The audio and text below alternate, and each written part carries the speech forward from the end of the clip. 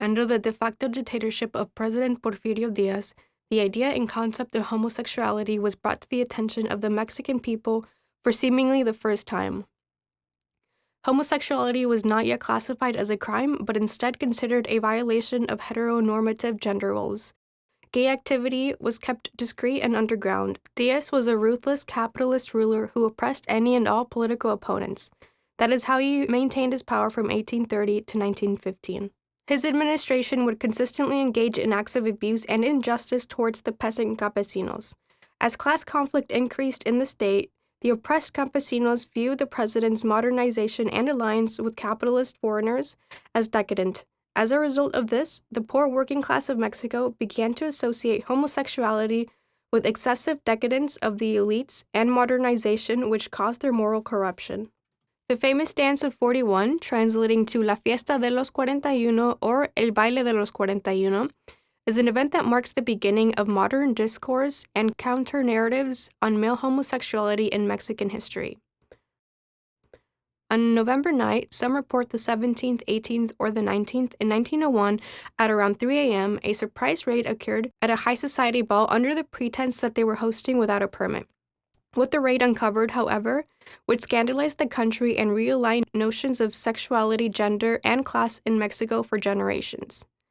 A group of 41, possibly 42 elite men dressed in largatijo, or extravagant dressed attire, many have even made the claim that the son-in-law of the President Porfirio Diaz was a 42nd participant but managed to escape to avoid scrutiny and further criticism towards the presidential administration. Reports say half the group were dressed in suits and the other half were dressed in ball gowns. Although legally no laws were broken, due to the already distressed community and growing class conflict, as a way to appease, government officials authorized punishment for the participants, but only to 19 of those who were dressed in feminine attire, as through the eyes of the law, they were the only ones who had disturbed the heteronormative expectations of Mexican society. The 19 of them were publicly shamed and forced by the governor to sweep the streets in their gowns, before being sent to Yucatan to serve the army men against their war with the Mayan. The rest of the men avoided punishment by claiming they did not know that the other participants were men. The punishing of feminine-dressed males demonstrated the institutionalized hegemonic masculinity using shame and punishment to control gender roles, gender performance and expression, and sexuality. To be gay and masculine could be forgiven with the right payment, but to be gay and feminine was to be publicly denounced, ridiculed, and punished. Nearly 7 decades before the revolutionary riots of Stonewall sparked the movement in America, the raid captivated the country and media. This was so especially as the participants of Mexico's elite made the event particularly scandalous. Quote, "It was one of the biggest scandals of the century. It was so controversial," end quote. David Pablos, a filmmaker and director of the film based on the events, told AQ. At the time, the revelation of an organized group of gay and queer men was discussed at length, and often with a mix of humor and contempt in the press. Most notably, the number 41 became a gay signifier popularized after the corridor or ballad was published by an unknown author, Los 41 Maricones. This detailed the events of the Dance of the 41. This event would fuel a culture of homophobia and misogyny. From 1901 to 1978, gay men would experience worry and panic due to the popularization and mobilization of the ballad. The news and popularity of Prince went on to popularize the association of the number 41 as derogatory, disgraceful, and less than. Even as details of the event were nearly forgotten in the ensuing years of the Revolution of 1910, followed by national transformation, the number 41 came to carry a stigma. Quote, "The way the legend remained alive was through the stigma of using the number 41 to accuse men of being effeminate and implicitly homosexual," end quote, said Dr. Robert McKee Irwin, a professor of the University of California, Davis. As the stigma grew, the number 41 was consciously avoided in street addresses, police units, many even went as far as skipping their 41st birthday. Instead, many would express their age as being 30 plus 11 in order to avoid the stigma of being effeminate. Quote, "By the time several generations went by, the vast majority of the people who were avoiding the usage of 41 in any kind of vague homophobic way had no idea where the stigma came from," end quote, Irwin followed. This practice reinforced hegemonic masculinity and demonstrated institutionalized homophobia, which also treats the feminine as abject.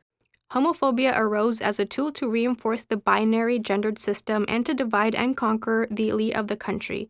This perpetrated further homophobia and created a narrative that could be used against the country's elite. Masculinity of the bourgeoisie was challenged, as political leaders of the time began to be ridiculed and their masculinity would be called to question.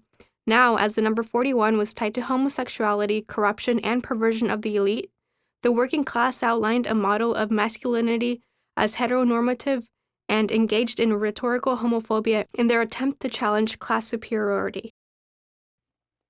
Ballroom culture and overall acceptance towards homosexuality and the LGBTQ+ community have progressed somewhat significantly since the raid of the dance. Where there is increasing freedom to be queer in Mexico, many say the macho culture prevents queer folk from being themselves in a variety of spaces. Despite this, in 2021, Mexico was deemed by human rights groups to be the second most dangerous country for transgender people. For this reason, ballroom tended to be occupied much more by cis men rather than trans women who dominate New York and U.S. ballroom culture. Though the goals of ballroom scene may be similar in Mexico City and in New York, the social circumstances can be very different.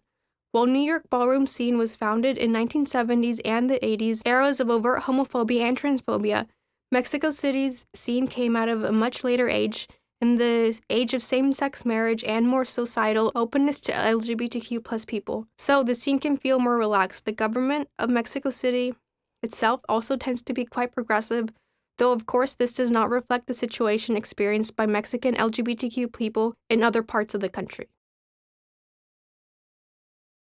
Annie Funk learned everything he knows from living in New York as a teenage boy, where he met and lived with members of the iconic House of Ninja.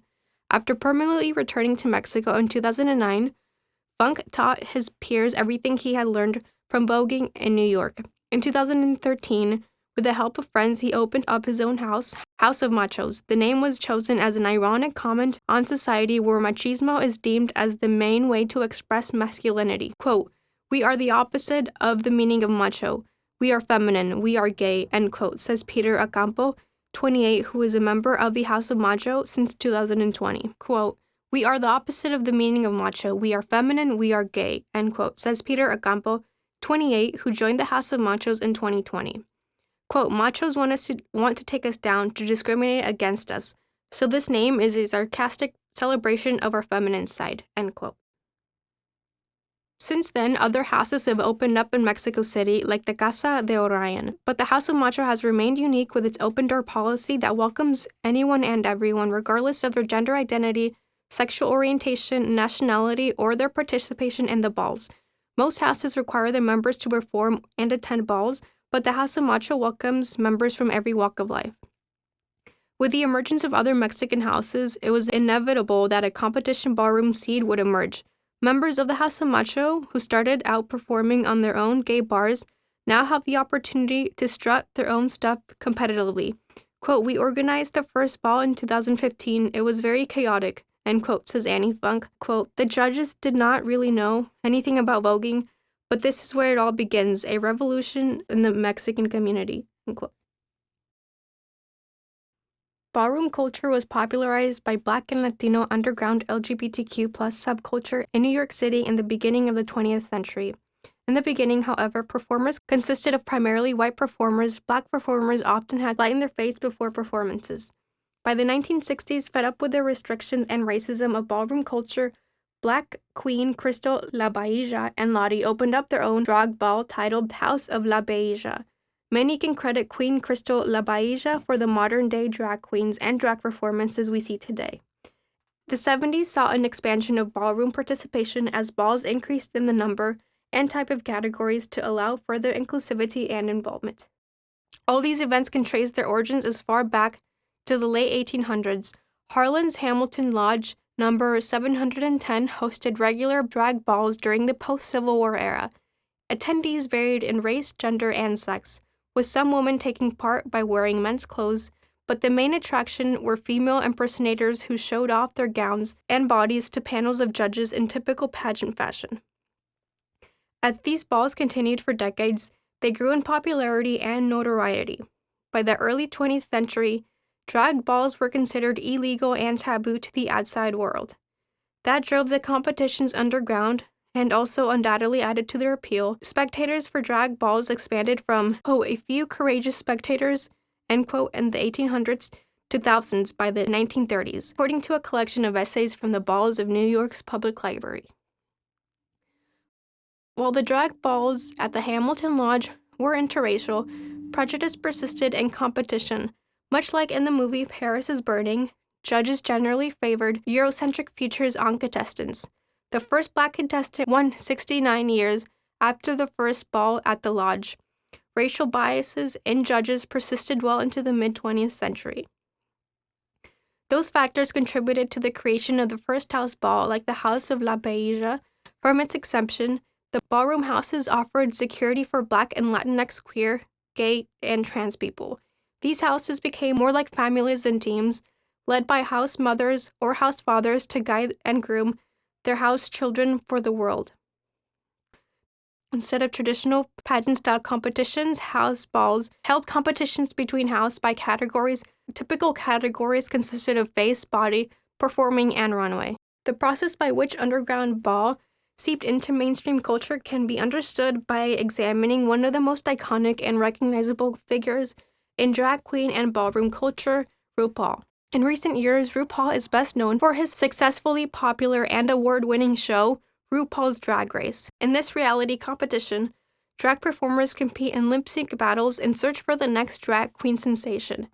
RuPaul himself began his drag career performing in underground ball circuits and living with fellow drag queens, many of whom were homeless like RuPaul in New York. He rose to stardom in 1993 after his music video, Supermodel of the World, was picked up by MTV. RuPaul went on to inspire international spin-offs of the show and contributed to the normalization and acceptance of drag queens and ballroom in the mainstream. Before RuPaul became the face of modern drag, the 1990 film documentary Paris is Burning captivated the country and the media for a short while. Footage of the film chronicles the ball culture of New York City and the Black, Latinx, gay, and transgender community involved in it throughout the mid and late 1980s. The film explores elaborately structured ball competitions and the length contestants will go to succeed. We are able to see hints of the racial prejudice that persisted in ballrooms as contestants tried to assimilate into whiteness in their own drag performance. The film alternates between footage of balls and interviews with prominent members of the scene, such as Pepper LaBeija, Angie Extravaganza, and Willie Ninja. In 2020, Netflix released A Dance of the 41, El Baile de los 41, directed by David Pablos, a feature-length film that centers around Ignacio de la Torre, played by Alfonso Herrera, the son at the time of President Porfirio Diaz, who many allege was one of the significant members, a part of the dance. The movie follows as he lives a double life, one as the face of the elite society in Mexico and a secret life where he engages with his secret lover and a secret underground society of men who think like him.